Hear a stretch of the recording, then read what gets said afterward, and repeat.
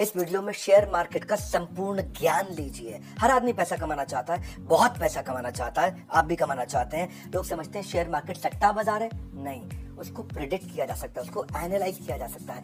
उसके अंदर कुछ फिल्टर्स अगर आप सीख गए ना, तो शेयर मार्केट में 22, 25, 24, 28, 32, 35% रिटर्न लेना असंभव नहीं है। आप ले सकते हैं। स्कैम 92 हर्षद मेहता का पूरा वेब सीरीज आपने देखा होगा। वेब सीरीज में डायलॉग तो सुना है ना आपने, क्या कहते हैं? शेयर मार्केट एक ऐसा गहरा कुआं है जो पूरे देश की प्यास बुझा सकता है। शेयर मार्केट इतना गहरा कुआं है जो पूरे देश की पैसे की प्यास बुझा सकता है, और मैं इस कुआं में डुबकी लगाना चाहता हूं। यानी कि शेयर मार्केट से पूरा देश पे पैसा कमा सकता है, और तो भी सबकी प्यास बुझेगी और पानी और भी रहेगा। पहले समझ लेते हैं कि इन्वेस्टमेंट कितने प्रकार के होते हैं। शेयर मार्केट से पहले एफडी होता है, उसमें 5% का रिटर्न मिलता है, और पैसा अगर डबल करना चाहते हो फिक्स्ड डिपॉजिट पर तो 14 साल लगते हैं। डेट फंड, उसमें भी 5% का रिटर्न मिलता है, 14 साल में पैसा डबल होता है। रियल एस्टेट, उसका रिटर्न नेगेटिव है, उसमें रिटर्न मिलता नहीं है, कम हो जाता है आजकल। गोल्ड, उसमें 9-10% तक रिटर्न मिल रहा है। पैसा डबल करना हो तो आपको 8 साल में गोल्ड में भी डबल हो जाता है पैसा। सेविंग्स अकाउंट, इसमें 2 से 3% का रिटर्न मिल रहा है, और आज का रिटर्न अगर कंटिन्यू हुआ तो 24 साल लग जाएंगे पैसा डबल होने में। करंट अकाउंट में कुछ मिलता ही नहीं है। शेयर मार्केट एक ऐसी जगह है जहाँ 18 से 20% का रिटर्न मिल जाता है। आसानी से लोग 4 साल में पैसा डबल कर सकते हैं, अगर वहां पे टिप और सट्टे की तरह, सट्टा बाजार की तरह काम ना करें। शेयर मार्केट में इन्वेस्टमेंट 2 तरह से होते हैं। एक तो म्यूचुअल फंड हो गया, आप पैसा म्यूचुअल फंड में लगा दो, कोई और आपके पैसे को मैनेज कर रहा है, वो करता रहेगा। और दूसरा, आप सीधा कंपनी के शेयर में पैसा लगा सकते हो। दूसरा तरीका है। तो किस कंपनी में पैसा लगाना है, कहाँ पे खरीदना है, शेयर मार्केट में कैसे पैसा इन्वेस्ट किया जाता है, क्यों लोग फेल होते हैं? भारत में केवल 3.5% लोग शेयर मार्केट में पैसा लगाते हैं, यूएस में 55% लोग लगाते हैं। तो हेडरूम ऑफ ग्रोथ अभी इंडिया में बहुत है शेयर मार्केट में एंट्री करने का। इंडिया में शेयर मार्केट में इन्वेस्ट नहीं करना या लॉस होने के बेसिकली कारण क्या है? एक तो रिस्क एपेटाइट नहीं है लोगों का, नॉलेज नहीं होती लोगों को, डेडिकेटेड कोर्सेज नहीं है इसके ऊपर, और बहुत सारे स्कैंडल और फ्रॉड हो चुके हैं, जैसे हर्षद मेहता और केतन पारेख, बहुत कुछ। लेकिन इसके अलावा भारत में कुछ लोग हैं जो बहुत पैसा कमाए। राकेश झुनझुनवाला, रामदेव अग्रवाल, विजय केडिया, राधा कृष्ण दमानी, इन सब लोगों ने करोड़ों रुपया, अरबों रुपया कमाया शेयर मार्केट से। आप समझिए कि इनके फंडामेंटल्स क्या होते हैं। शेयर मार्केट में अगर चाहिए इन्वेस्टमेंट की किक, तो तुरंत मांगना छोड़ दीजिए इधर उधर से फालतू की टिप। पहले एक वीडियो बना रहा, टिप मिलती है रेस्टोरेंट में, टिप मत मांगो, पहले समझो, आप सीखो, नॉलेज ले लो। आज मैं 10 पॉइंट में दूंगा, 10 पॉइंट समझ लो, शेयर मार्केट को समझना आसान कर देंगे, समस्याओं का सारा समाधान कर देंगे। ये 10 पॉइंट समझ लीजिए, गेम चेंजर। शुरू करते हैं। चलिए पहला पॉइंट लेते हैं। जिस भी कंपनी में पैसा इन्वेस्ट कर रहे हो, उसका business cycle at least 11 years of economic cycle से गुजर जाना चाहिए। क्या मतलब हुआ कि बिजनेस साइकिल, इकोनॉमिक साइकिल, यानी कि 11 साल कम से कम पुरानी कंपनी हो, जिसमें कई बार अपटर्न डाउनटर्न सब आते हैं, और वो उसको देख सका है, और पूरा उसको महसूस कर सके कि डाउनटर्न में सस्टेन कर जाए, चलती रहे मंदी में भी, और अपटर्न को राइड कर जाए, ऊपर बढ़ जाए। तो यानी कि कंपनी 11 साल पुरानी है भैया, साधारण बात है। ऐसा नहीं कि अभी किसी आई गई कंपनी में अभी आई उसमें इन्वेस्ट कर दिया। कंपनी ने मंदी के दौर को कैसे झेला है, ये महत्वपूर्ण है। जितनी पुरानी कंपनी होगी उतना ट्रैक आपके सामने होगा विजिबल कि ये कैसे आगे बढ़ी है। 11 साल की अगर ऑपरेटिंग हिस्ट्री देख ली, या 11 साल से ज्यादा की ऑपरेटिंग हिस्ट्री को एनालाइज कर दिया, थोड़ा कॉन्फिडेंस और अंडरस्टैंडिंग आ जाएगा। जैसे आइशर मोटर है, 73 साल पुरानी कंपनी है, सिद्धार्थ लाल उसके सीईओ हैं। अप्रैल 2011 में 135 रुपए का स्टॉक प्राइस था उसका, जो शेयर का प्राइस था 135। 2014 में 600 का था, 2017 में 2600 का था। ये कंटिन्यूसली बढ़ा है। 6 साल में 50% का इसने एवरेज रिटर्न दिया, यानी कि 1.5 साल में ये पैसा डबल करके दिया।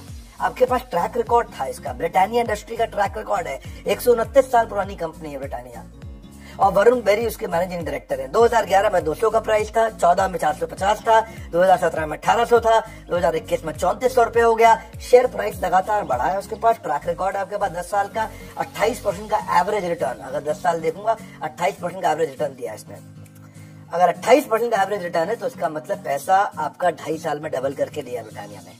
तो ट्रैक रिकॉर्ड है, ट्रैक रिकॉर्ड चेक करना आना चाहिए पहले। HDFC बैंक है, अभी अतानु चक्रवर्ती है, इससे पहले आदित्य पुरी थे। 1994 से चल रही, 27 साल पुरानी कंपनी है, और 250 से 2021 तक, 2011 से 2021 तक 1500 का शेयर इसका प्राइस हो गया है, आज भाव 1500 का, इसका 250 का ट्रैक रिकॉर्ड मिल रहा है कि 250 से 375 गया, फिर 780 गया, फिर 1500 गया। इसका जो कैगर है, कंपाउंडेड एनुअल ग्रोथ रेट है, आप अगर 10 साल का चेक करोगे तो एवरेज 18% रिटर्न दिया है। 18% का रिटर्न, स्टेबल कंपनी, अच्छी चल रही है, पुरानी है, ये पहला पैरामीटर मैंने आपको दिया है। HDFC ने हर 4 साल में पैसा डबल करके वापस दिया है। अगर चाहते हो एक पॉजिटिव आस, शेयर मार्केट से चाहते हो एक पॉजिटिव आस, याद रखिए कंपनी का इतिहास, उसका 11 साल का कम से कम इतिहास चेक करिए। दूसरा, उसकी ग्रोथ में कंसिस्टेंसी होनी चाहिए। जो जीडीपी, पूरे देश की जीडीपी है, वो जिस रेट पे ग्रो कर रही है उसका डबल ये कंपनी ग्रो करनी चाहिए। जीडीपी का मतलब क्या हुआ, पहले जीडीपी को समझते। जीडीपी का मतलब जो भी पूरे देश में प्रोडक्ट है और सर्विस है, पूरे देश में जो भी मिला के बिका, जो भी कुछ बेचा गया है, वो सबका सम टोटल हो जाता है हमारी जीडीपी, ऐसे समझ लेते हैं, ग्रॉस डोमेस्टिक प्रोडक्ट। हाँ, पूरा देश समझो कि एक साल में कितनी सेल कर रहा है। अब समझो पूरा देश एक साल में जो सेल कर रहा है वो 5% बढ़ रही है, तो इस कंपनी जिसमें आप इन्वेस्ट कर रहे हो वो 10% बढ़नी चाहिए। सिंपल हो गया जी। क्योंकि ऐसा नहीं मैं चाहता कि जो पूरा देश जिस मात्रा में ग्रो कर रहा है उसी मात्रा में कंपनी भी ग्रो कर रही है, तो कंपनी ने कुछ खास नहीं किया। देश जितना ग्रो कर रहा है कंपनी से डबल ग्रो करनी चाहिए। तो ये हो गया रूल नंबर 2 मेरा। यानी कि देश 5% ग्रो कर रहा है तो कंपनी 10% ग्रो करनी चाहिए। देश 7.5% ग्रो कर रहा है तो कंपनी 15% ग्रो करनी चाहिए। कम से कम 20 कर रही है, 30 कर रही है और अच्छी बात है। ग्रोथ ट्रैजेक्टरी को एनालाइज करो, एनुअल एवरेज रिटर्न कितना दिया, उससे प्रेडिक्टेबिलिटी आ जाएगी। जैसे रैडिको खैतान है, रैडिको खैतान ललित खैतान की कंपनी है और ये जीडीपी 7% ग्रो करता रहा, इनकी कंपनी 18% ग्रो करती रही है। इनका 2017 में 130 का भाव था, आज 600 का भाव है। 4 साल में लगभग 40% का रिटर्न उन्होंने एवरेज रिटर्न दिया है। पैसे को 2 साल में डबल कर पा रहे हैं ये।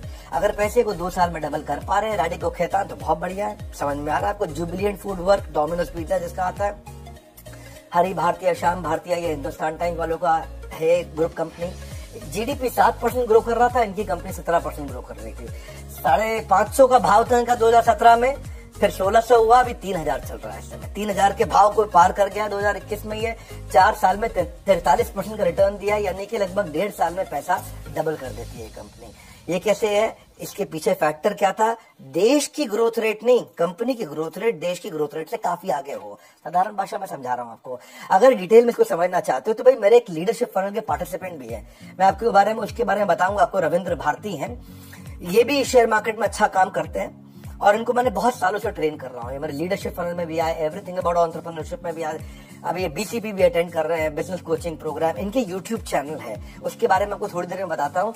वहां पे आप डिटेल में अटेंड करिएगा। लेकिन आज आपको लंबा ऐसा वीडियो देने वाला हूँ कि जब मैं दे रहा हूँ तो उसमें क्रेडिबिलिटी है। विवेक बिंद्रा देंगे ना तो ऐसा कोई गड़बड़ नहीं, गैस नहीं। आइए शेयर मार्केट के लिए तीसरी स्ट्रैटेजी समझते हैं। Leadership is directly proportional to longevity. Longevity का मतलब क्या है? लंबी टिकेगी कि नहीं, रुकेगी नहीं कि नहीं, ये लीडरशिप पे भी डिपेंड करता है कि कंपनी की लीडरशिप कौन है, मैनेजमेंट कौन है, उसको ड्राइव कौन कर रहा है। ऐसे नहीं कि मतलब सिर्फ बस IIM का ठप्पा लगाए, CEO है तो चला जाएगा। ना ना ना, लीडरशिप को समझो कि क्वालिटी मैनेजमेंट होगी तो क्वालिटी प्रोडक्ट आएगा, कस्टमर सर्विस अच्छी होगी, ऑपरेशन डिस्ट्रीब्यूशन सब अच्छा होगा। हर्षद मेहता के स्कैम में आपने क्या देखा? ACC की सीमेंट में लीडरशिप वही थी, मार्केट में कुछ भी हलचल नहीं हुई, कुछ भी चेंज नहीं हुआ। 200 रुपए का भाव बढ़ाते 200 से 9000 रुपए ले गए और ना कंपनी में कोई ऐसी कोई खास ट्रेंड थी, ना फंडामेंटल चेंज हुए थे, ना लीडरशिप चेंज हुई थी, ना टॉप लाइन बढ़ी थी, ना बॉटम लाइन बढ़ा था। बस ऐसे ही बढ़ता चला गया। इसको बोलते हैं पंप एंड डंप, कि हर्षद मेहता पहले पंप करके ऊपर ले जाते और उस भाव पे जाकर के बेच के डंप कर देते, नीचे आ जाता। इसलिए बहुत लोग बर्बाद हुए थे क्योंकि फंडामेंटल नहीं सीखे उन्होंने। लीडरशिप में आप क्या चेक कर सकते हो? अथवा उसके बारे में, आदमी के बारे में रिसर्च करो कि उसने कोई एंट्री बैरियर बनाया, उसका बैकग्राउंड चेक करो, उसके ऊपर कोई कोर्ट में केसेस तो नहीं चल रहे हैं, वो इन्वेस्टर के पैसों से कोई खिलवाड़ तो नहीं करता है, उसके ऊपर कोई रेगुलेटरी इशू तो नहीं है, सेबी का या RBI का कोई झगड़ा तो नहीं चल रहा है। तीसरा, उसकी आप मैनेजमेंट की फोरकास्ट देखो कि वो क्या फोरकास्ट कर रहा है, आगे कहाँ पहुंचेगा, उसके फ्यूचर प्लान्स क्या है। चौथा, आप देखो कि वो रेम्यूनरेशन सीनियर मैनेजमेंट को जो, अच्छा दूसरों के रेम्यूनरेशन के पहले उसे खुद की चेक करो। वो सैलरी अलाउंस और जो परक्विजिट होते हैं वो उसके बहाने से खूब ज्यादा पैसा तो नहीं दे रहा है। ऐसा तो नहीं कि प्रॉफिट मिल नहीं रहा है शेयर होल्डर को और वो अपनी तनख्वाह के नाम पे और अपनी अलाउंस के नाम पे बहुत मोटा पैसा निकाल के लेके जा रहा है, हर साल बढ़ा रहा है, हर साल बढ़ा रहा है। तो उसका मतलब ये थोड़ा सा एक क्वेश्चन मार्क आ जाता है। या फिर जब भी कोई एनालिस्ट कॉल होती है इस तरह जो लिस्टेड कंपनी है में एनालिस्ट कॉल होती है, आपको जवाबदेही होती है, क्वार्टर ऑन क्वार्टर आपको अपनी रिपोर्ट पे जवाब देना पड़ता है एनालिस्ट कॉल में कि भाई क्यों हुआ इस कंपनी में। तो क्या प्रमोटर यानी कि मालिक यानी कि मैनेजमेंट इन एनालिस्ट कॉल पे अवेलेबल थी या नहीं थी? चेक करो, वो हर बार कंटिन्यूसली रेगुलरली जवाब देने को तैयार है, तो उससे पता चलता है कि सिंसियर भी है, सीरियस भी है, हर क्वेरी को आंसर करेंगे।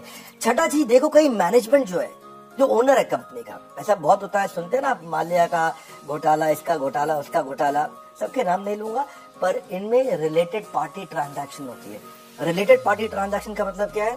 जैसे मैं हूँ, मेरे मामा का लड़का भी है, मेरे चाचा का लड़का भी है, मेरे ताऊ का लड़का भी है, मेरी बुआ का लड़का भी है, मेरी किसी पड़ोसी की लड़की भी है, ये सबको मैंने कंपनी में साथ में वेंडर के रूप में लगा लिया। इनका बिल आता है, इनको पेमेंट करता हूँ और इनके अकाउंट से पैसा वापस दे देता हूँ कमीशन देके उनको। उसको क्या बोलते हैं? उसको बोलते हैं ये बेसिकली फ्रॉड है, ये पैसा साइफन करने का तरीका है। ये ऐसे तो कंपनी से पैसा निकाल नहीं सकते, नकली बिल रिश्तेदारियों में जनरेट किया, रिलेटेड पार्टी ट्रांजैक्शन उसको बोलते हैं, आपस में, फ्रेंड्स में, फैमिली में, रिलेटिव। तो ये थोड़ा चेक करना आना चाहिए, ये सब चेक किया जा सकता है। आपको थोड़ा और सिखाएंगे, इसके तरीके सीखना चाहते हैं, मुश्किल नहीं है। आज डिटेल में देने का मेरा मन है, क्योंकि मैं आपको गैस देता नहीं, एक बात रिपीट करता नहीं, बढ़िया दूंगा। मैनिपुलेशन इन अकाउंट चेक करो कि अकाउंट से मैनिपुलेशन तो नहीं हो रहा। इनका ऑडिटर कौन है? बिग फोर है क्या? अर्नस्ट एंड यंग है, केपीएमजी है, पीडब्ल्यूसी है, कौन है? अच्छा इनके पास है क्या ऑडिटर इस समय? और इनकी लीडरशिप में एट्रिशन कितना है? क्या लोग बार बार छोड़ के भाग जाते हैं टॉप लीडरशिप में? या लीडरशिप कंपनी में बहुत जुड़ाव महसूस करती है, अपनापन महसूस करती है लीडरशिप कंपनी के अंदर, वो बड़ा इंपॉर्टेंट है। ऐसे तो नहीं कि अपने पर्सनल शेयर को बार बार प्लेज करके, अपने शेयर्स को प्लेज करके बाहर से उधार ले रहा हो, वो भी दिक्कत है। इसके अलावा चेक करिए कि मैनेजमेंट ईमानदार कितनी है। अगर मैनेजमेंट में इंटेग्रिटी नहीं है, टॉप लीडरशिप में इंटेग्रिटी यानी कि ईमानदारी की कमी है, यानी कि वो बार बार चोरी चक्कारी और शॉर्टकट और ये सब चीजें अपनाते हैं, तो आपके प्रोडक्ट में कितना भी मार्जिन क्यों ना हो, शेयर होल्डर की जिंदगी बर्बाद। क्योंकि जिस व्यक्ति, जब मैनेजमेंट ईमानदार नहीं है, तो कितना भी मार्जिन क्यों ना हो कंपनी में, कोई भी मार्जिन आपको बचा नहीं सकता है। बेईमान आदमी के सामने और पूरी दुनिया का पैसा भी कम पड़ जाता है। तो मैनेजमेंट बहुत कॉम्पिटेंट होनी चाहिए और पैशन होना चाहिए। तो ये मैंने कुछ चीजें बताई। जैसे आप चेक करते हैं डी-मार्ट के जो राधा कृष्ण दमानी है, कितना उनको हमेशा कितना इंटेग्रिटी उनकी हाई मानी जाती है, और 700 रुपए का भाव पर 2017 में था, आज 3300 रुपए पे चल रहा है कि नहीं? यानी कि 40% का रिटर्न दे रहा है। जहाँ कहा FD 4%, 5%, सही कंपनी में पैसा लगाना आ जाए आपको, तो 4% की जगह आपका रिटर्न 40% हो जाता है। हर 2 साल में डी-मार्ट ने अपने सारे इन्वेस्टर्स के पैसे को डबल करके दिया।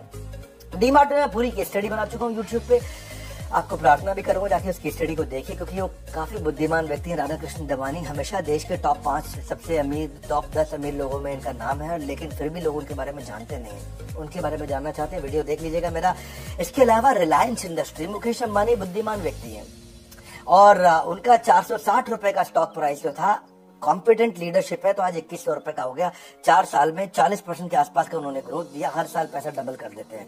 38.5% का ग्रोथ दिया रिलायंस ने अपने सारे शेयर होल्डर को। जितने लोगों ने रिलायंस में पैसा इन्वेस्ट किया, सबके सब काफी अमीर हो गए, सबने बहुत पैसा बचा लिया, कमा लिया है।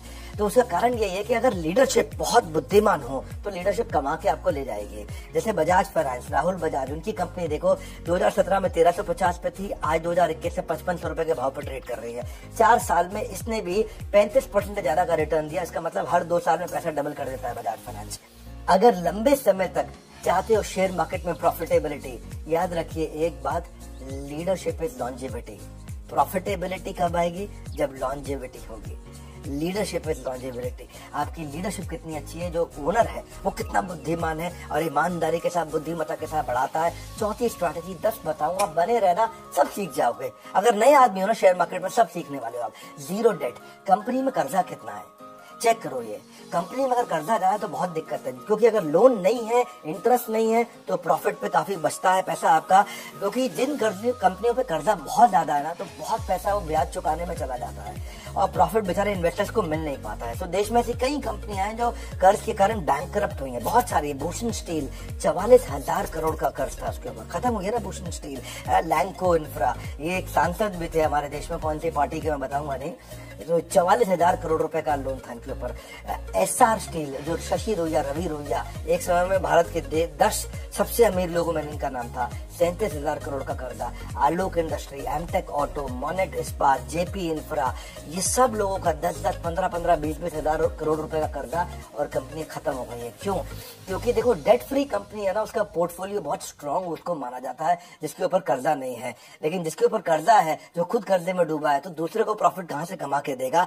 मनी कंट्रोल की वेबसाइट पर जाइए, सर्च बार में डालिएगा मनी कंट्रोल। आप सब जानते हैं मनी कंट्रोल तो वो शेयर मार्केट में इन्वेस्ट करने वालों का मक्का मदीना माना जाता है।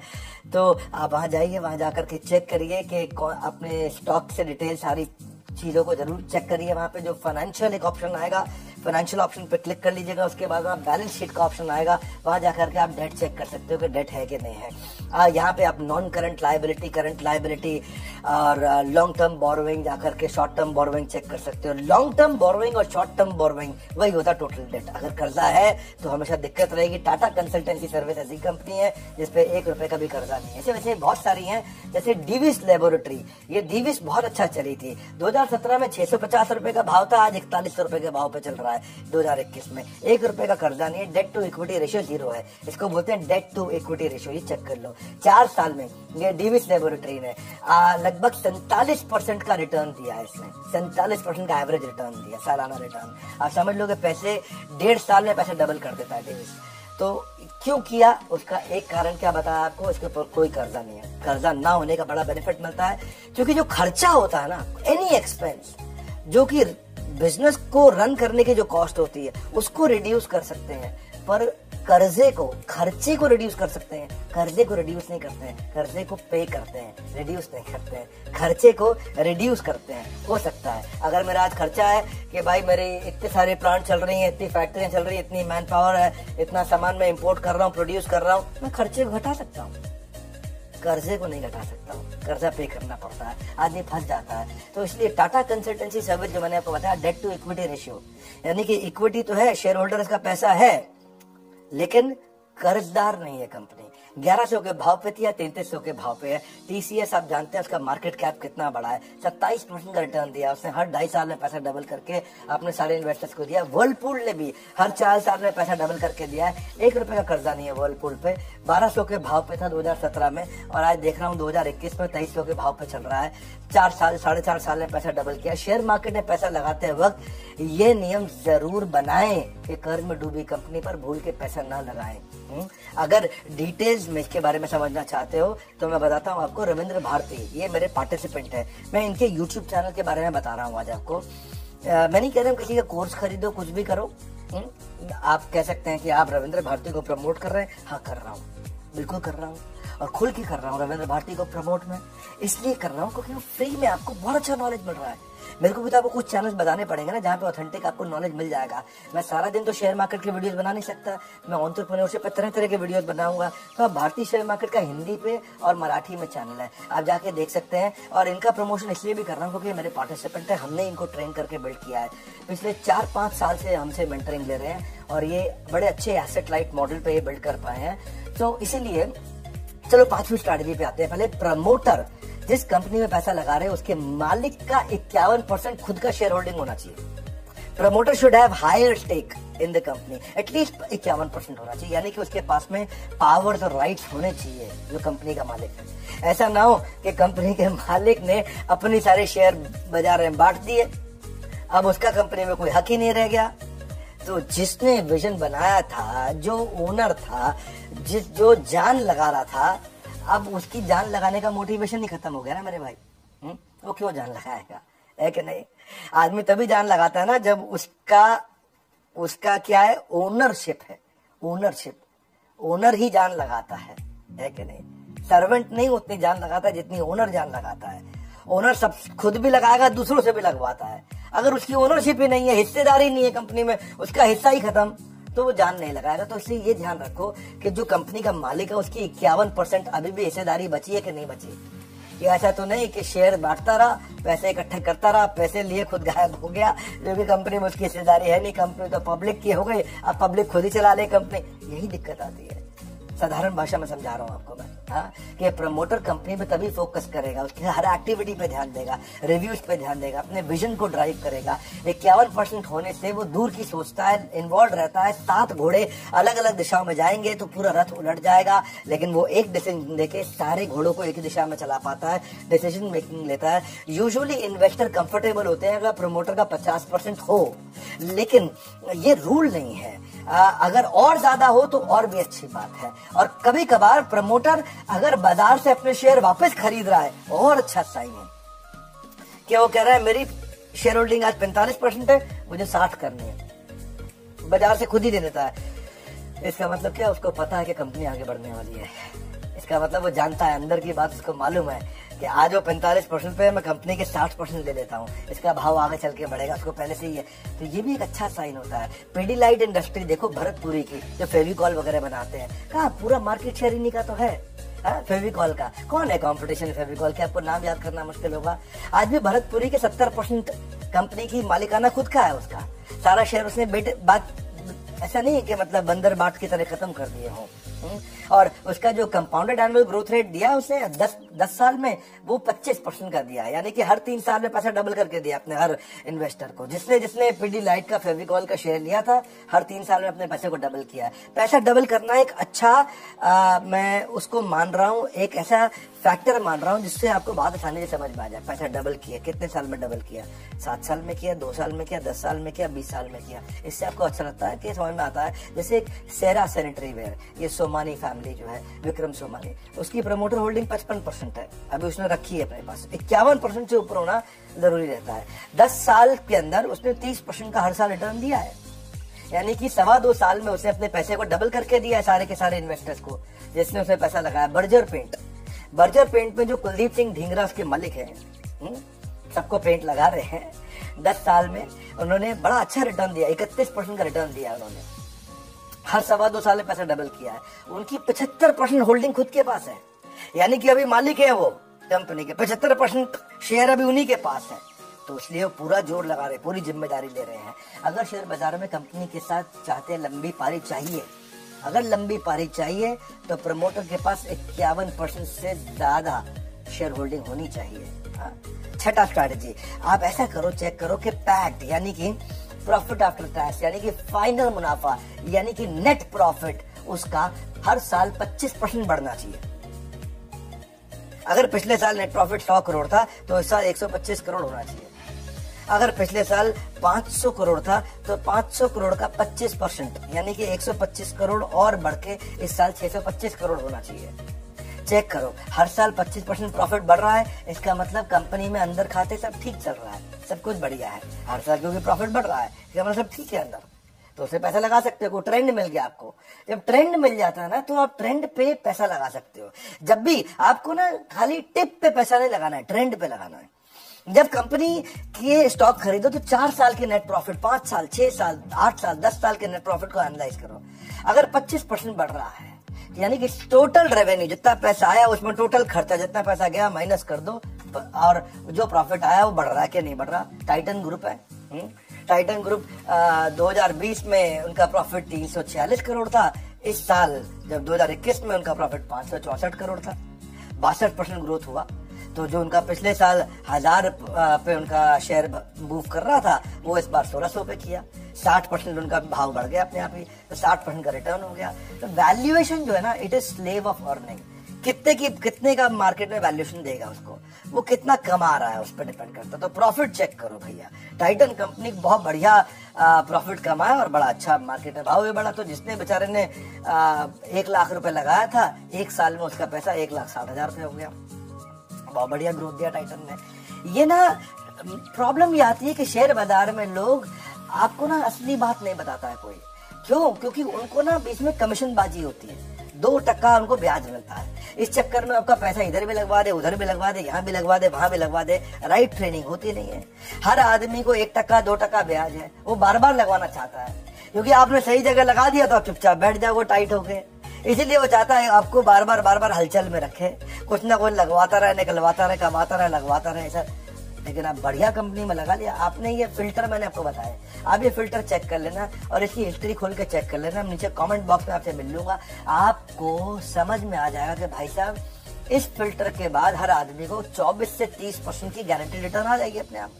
ये फिल्टर लगाने आने चाहिए आपको। ये सारे फिल्टर आजकल अवेलेबल है, फ्री में अवेलेबल है कि नहीं। आप वर्लपूल को देखो, 92 करोड़ से 130 करोड़ पे आया, थोड़ा सा प्रॉफिट बढ़ा उसका, प्रॉफिट बढ़ते ही ग्रोथ 41% होगा उसका, देखा भाव भी बढ़ गया उसका। ये आपका जो भाव बढ़ेगा वो भाव किससे बढ़ता है, प्रॉफिट का बड़ा रोल है। ऐसी ही कंपनी थी सिंजीन इंटरनेशनल, ये यहाँ कोई जोनाथन नाम के जेंटलमैन 120 करोड़ से 160 करोड़ पे गए एक साल में, प्रॉफिट के अंदर 33% बढ़ा उनका, तो उनका पीछे भाव भी बढ़ गया। 2020 में 330 रुपए का भाव था, आज 580 का भाव है। अच्छा ग्रोथ दे रहा है ये भी। किसी कंपनी से आपको प्रॉफिट चाहिए, जब आपको प्रॉफिट चाहिए परमानेंट, और अगर आपको चाहिए, खुद को चाहिए प्रॉफिट परमानेंट, तो नेट प्रॉफिट बढ़ना चाहिए 25%। परमानेंट परसेंट मिलती जुलती बात हो गई। तो आप ये देखो 25% ग्रोथ होना चाहिए।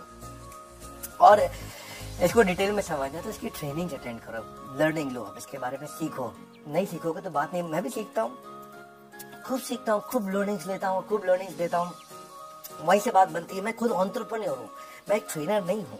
आज एक बहुत बड़ी, बहुत लार्ज सेटअप की एक ऑर्गेनाइजेशन को ड्राइव कर रहा हूँ, एज ए सीईओ उसको चला पा रहा हूँ, क्योंकि बिजनेस एक्यूमेन है, बिजनेस इंटेलिजेंस है, तभी आप ड्राइव करते हैं। सातवीं चीज, सातवां फिल्टर जो ध्यान दे, कंपनी का रेवेन्यू और उनकी यूनिट सेल्स, ये दोनों बढ़ने चाहिए। कम से कम 10 से 15% रेवेन्यू भी बढ़े, यूनिट सेल भी बढ़े। रेवेन्यू का मतलब क्या हुआ, जो टोटल सेल हुई है कंपनी में, हाँ, जो टोटल माल बेचा है वो इस साल 100 रुपए का बेचा है, तो अगले साल 20% 120 रुपए का बेच रहे हैं कि नहीं बेच रहे। अगले साल 120 की कमाई होनी चाहिए, इस साल 100 की हो या तो। लेकिन इसमें एक और चक्कर है, ऐसा नहीं हो कि खाली प्राइस बढ़ा दिया तो 100 का माल 120 में बिक गया। ये भी चेक करना है, यूनिट सेल्स भी बढ़ाई हो। यूनिट सेल्स का मतलब क्या है, देखो इनका 100 रुपए का ही माल बिकता है जी हर साल, तो वेरी गुड। तो फिर इस बार 120 कैसे हो गया, उन्होंने क्या किया जी, 10 रुपए की चीज 12 रुपए की कर दी, तो 100 रुपए का 120 हो गया। प्राइस बढ़ाना नहीं, केवल यूनिट भी। अगर दोनों चीजों से बढ़ रहा हो तो और अच्छी बात है। यूनिट का मतलब है पिछले साल 1 लाख गाड़ी बेची, इस साल 1,20,000 गाड़ी बेची, 20,000 गाड़ी भी फालतू बेची। तो रेवेन्यू भी बढ़ना चाहिए और यूनिट, जितनी आइटम बेच रहे हो वो आइटम भी बढ़नी चाहिए। जब ये आइटम भी ज्यादा बिक रही है और पैसा भी ज्यादा आ रहा है, तब ये कंफर्म हो जाएगा हाँ इसमें कोई झोल नहीं है बीच में। नॉन ऑपरेशनल इनकम नहीं कह रहे, ऑपरेशनल इनकम जो धंधे से इनकम आती हो। कई इनकम कैसी है, प्रॉपर्टी बेच दी इनकम आ गई, वो दिखा दिया जी, है जी, ताकि भाव चलता रहे। आपने ऐसा कुछ कर लिया, कर्जा ले लिया, इनकम आ गया, अब इसको इनकम की तरह बाई चांस ट्रेड कर लिया, तो अब आम आदमी के समझ में नहीं आता है। इसीलिए मैं बोल रहा हूँ ये कि भाई ये पैसा कहाँ से आया कंपनी में, आप इसको सीख सकते हो, आप इसको बैलेंस शीट में देख सकते हो। और इसको जब जैसे चेक करो कि दोनों चीजें ग्रो कर रही है, जैसे मारुति है, मारुति ने 2014 में 10 लाख गाड़ी बेची, 2015 में 11 लाख गाड़ी बेची, 2016 में 13 लाख गाड़ी बेची। हर साल गाड़ी भी ज्यादा बेची और हर साल 10% 11% गाड़ी भी ज्यादा बेची और हर साल रेवेन्यू भी ज्यादा हुआ। रेवेन्यू ज्यादा हुआ, कुछ और भी हो सकता है, लेकिन गाड़ी ज्यादा बेच के रेवेन्यू ज्यादा हुआ तो कंफर्म हो गया कि मारुति ठीक चल रही है भैया। 50% मार्केट शेयर लेकर के बैठी हुई है। जो 1250 का इसका स्टॉक प्राइस हुआ करता था, वो 2017 में 65 पे गया, लगातार बढ़ता रहा है मारुति। 6 साल में लगभग 30% का आसपास रिटर्न दिया था पीछे मारुति ने, और 2.5 साल में पैसे को डबल कर देता। तो उसकी शेयर की कीमत आसमान चढ़ेगी जिस कंपनी की सेल हर साल 10-15% 20% बढ़ेगी। आसमान चढ़ेगी 20% तक सेल बढ़ेगी। ये सिंपल फॉर्मूलाज है, इन सिंपल फॉर्मूलाज को याद रखिए। गोदरेज कंज्यूमर प्रोडक्ट्स हैं, गोदरेज के बहुत कंज्यूमर प्रोडक्ट्स आते हैं, निसाबा गोदरेज उसकी 6%। ये 2020 में 9,057 करोड़ का 9,057 करोड़ का टर्नओवर था। 21 के अंदर ये 11,000 करोड़ हो गया टर्नओवर। तो टर्नओवर बढ़ा, 22% बढ़ा, 20-22% टर्नओवर बढ़ गया। जैसे ही बढ़ा उसका स्टॉक प्राइस भी अपने आप बढ़ने लग गया। तो टर्नओवर भी बढ़ना चाहिए और यूनिट, जितना माल बेचा, तेल कितना बेचा, 1 लाख बोतल बेचा, इस साल 1,20,000 बोतल बेचा। ये दोनों चीजें कंफर्म होते ही आपको आसान हो जाएगा। सफल इन्वेस्टमेंट उस कंपनी में होगा जिस कंपनी में वॉल्यूम ग्रोथ और सेल्स रेवेन्यू दोनों का 20% तक होगा। ये दोनों को बढ़ना चाहिए, दोनों। और अगर डिटेल इसके बारे में समझना चाहते तो और लर्न करिए, इसको सीखिए। हमने भी शेयर मार्केट के कोर्सेज बनाए हैं, और अगर फ्री में अटेंड करना है तो भारतीय शेयर मार्केट के मैंने आपको चैनल बताए थे, ये चैनल मैं आपको दे दूंगा डिस्क्रिप्शन वगैरह में, आप इसको जाके सब्सक्राइब करके थोड़ा सीख लो। और 8वीं strategy, net operating cash flow. Net operating cash flow का मतलब है आपकी कंपनी में हर साल जो कैश आता है, ऐसा नहीं माल बेच रहे हो उधार पे बेचते जा रहे हो, कैश आ नहीं रहा।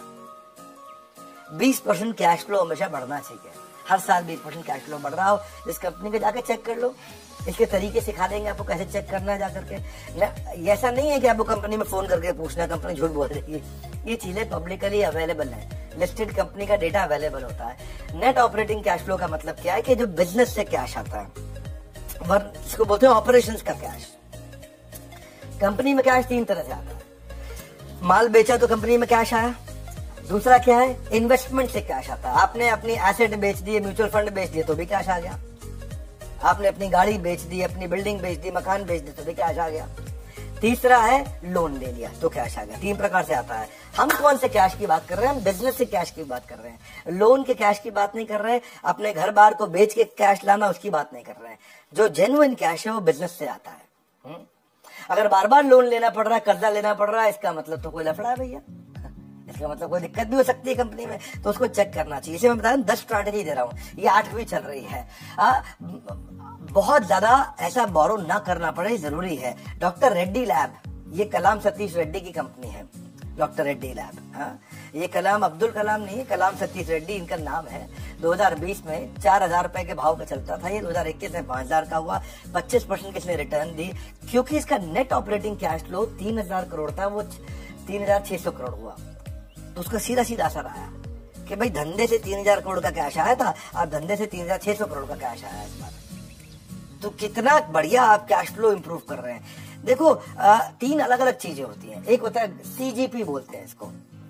C का मतलब है कैश, G का मतलब है ग्रोथ, मतलब सेल कितनी हो रही है, और P का मतलब है प्रॉफिट, मतलब फाइनल बचता कितना है जेब में।